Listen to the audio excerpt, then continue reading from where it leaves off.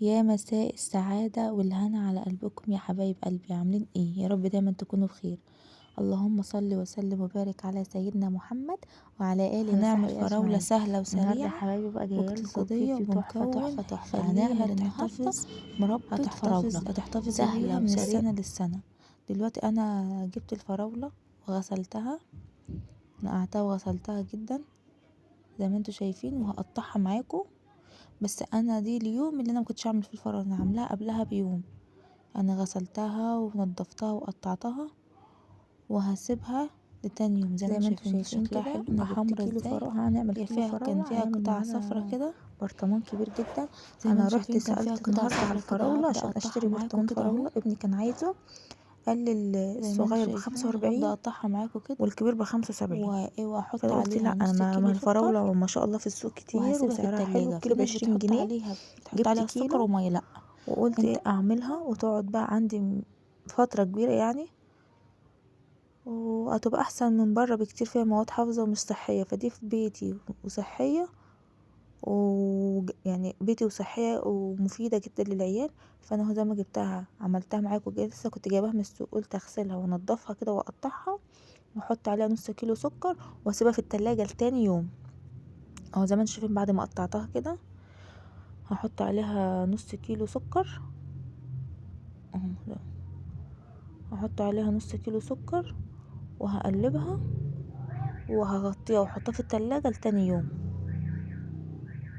عايزة تعمليها اعمليها من الصبح وسيبيها مثلا 4 5 ساعات في التلاجة واشتغلي بيها. لكن انا كنت عاملاها من بالليل وقلت اسيبها وتاني يوم ايه اقوم اشتغل بيها.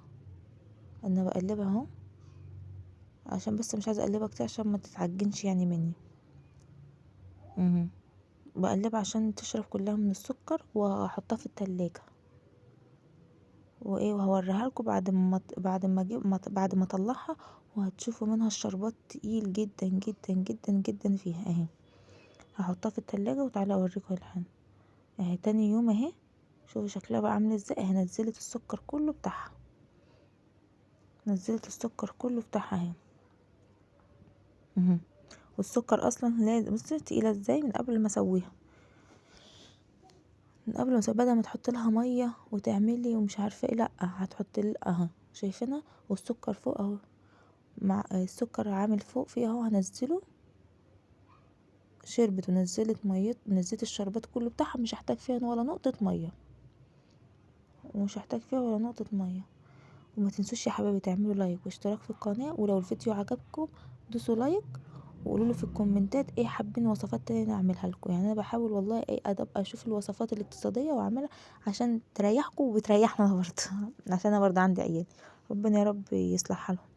ما تنسوش تصلوا على النبي في الكومنتات. اللهم صل وسلم وبارك على سيدنا محمد وعلى اله وصحبه اجمعين. وكل عام وحضراتكم بخير، وسنه سعيده علينا وعليكم كلكم، ورمضان كريم. زي ما انتم شايفين خلاص بصوا كده بدأت، بصوا بقى رمضان لما شهر حطيت اهو معلقة وهيهل السمنة علينا. بدأ الريم كل سنه يطلع وحضراتكم ازاي طيبين اهو وبخير زي ما انتوا وسعاده. شايفين اهو يا حبايب دلوقتي قلبي. اهو زي ما انا بوريكم بصوا دلوقتي اهو حطيتها على النار، هطلع بدأت بص كميه تتكون معايا ريم. الريم ولا ملهاش انا طعم دلوقتي خالص، كنت يعني مش بحاول هتحسوا اطلع بطعمه الريم، اصلا ولا بتدي بص طعم. بطلع معاه منه كميه هي شربات، بس وده هتكون لي غلط. كمية انت كده ريم عشان هتطلع اقدر الشربات كله. اشيلها، في تركه بقى محدش هيقول لكم عليها خالص، انا ايه عشان اقدر اشيلها معاكم.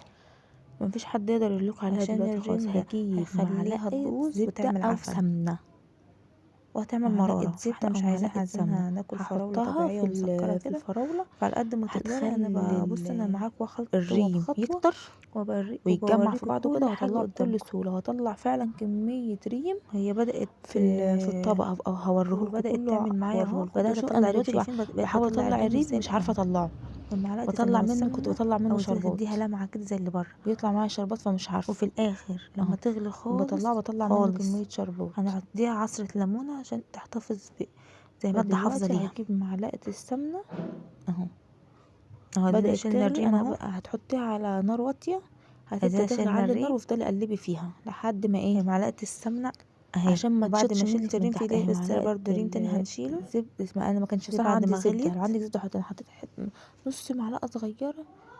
بعد ما غليت هنشيل الريم اهو. بص كمية الريم بوريها لكم ازاي. بصوا دي كلها لو شلتيها، دي لو شلتيها كلها، دي لو لازم تشيلي الريم كله عشان المراره. عشان المرارة. انا برضو بحاول اشيل معاكم الريم علشان ايه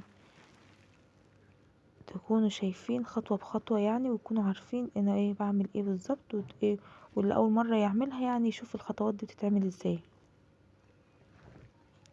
وما تنسوش يا حبايبي تصلوا على النبي وتعملوا لايك واشتراك للقناة.